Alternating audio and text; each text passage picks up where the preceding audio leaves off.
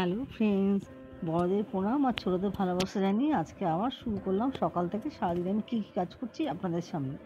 তো আপনারা আমার সাথে থাকুন, দেখতে থাকুন আমি কী কী করছি। তো যেটা রোজকার কাজ, সকালবেলায় চা থেকে শুরু, দেখতেই পাচ্ছেন।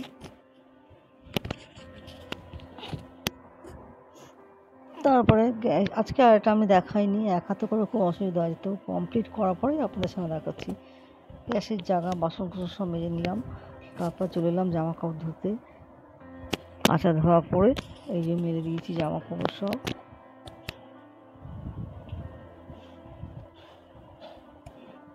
তারপর বাসি ঘর ঝাড় দিচ্ছি, ঝাড় দিয়ে বাসি ঘরটা মুছে নিয়ে বেরিয়ে যাবো একটু বাজারে, রোজকার কাজ।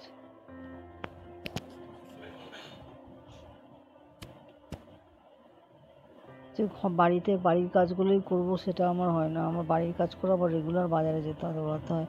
তারপর বাজার থেকে এসে চলে আসি রান্না করে।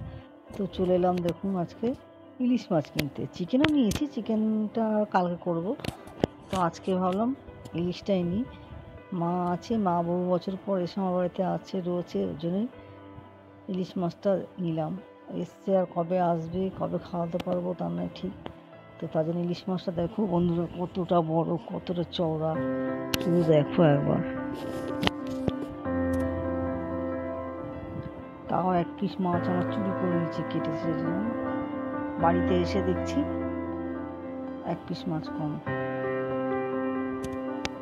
এত দামের মাছ, শুধু দেখুন চওড়াটা, দেখুন মাছটা।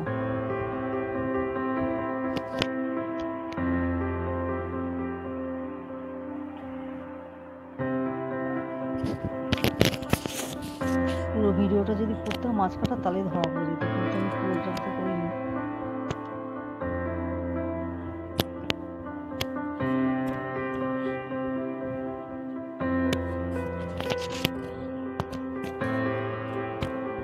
তো তারপরে চলে এলাম পাড়ায়।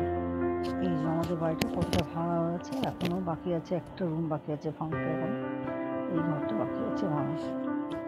তো ওখান থেকে চলে এলাম বাড়িতে। এই যে মাছগুলো ধুয়ে ফ্রেশ করে নিয়ে শুরু করলাম রান্না।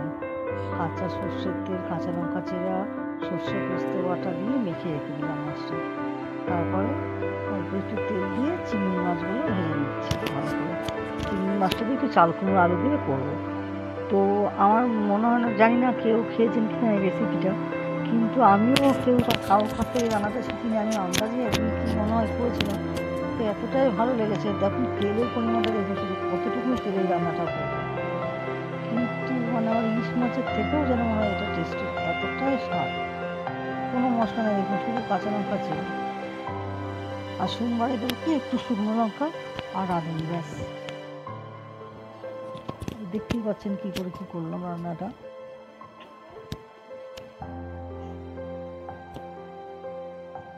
এতটা কম তেলে এতটা স্বাদের রান্না, যদি কেউ না খেয়ে থাকেন একবার ট্রাই করে দেখবেন,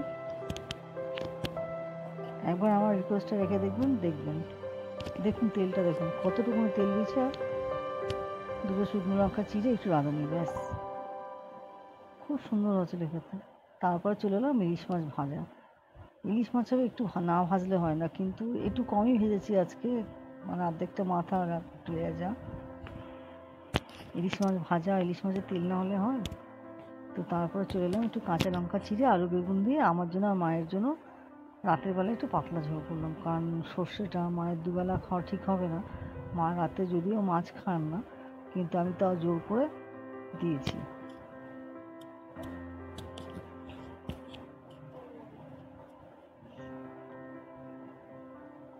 তারপরে চলে সর্ষে পোস্ত কড়াই ভাপা ইলিশ মাছটা।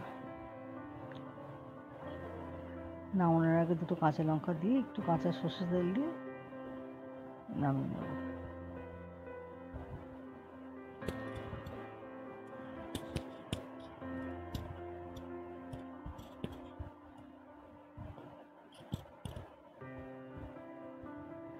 তারপর সব শেষে একটু আলু পেঁয়াজ কলি ভাজা করলাম।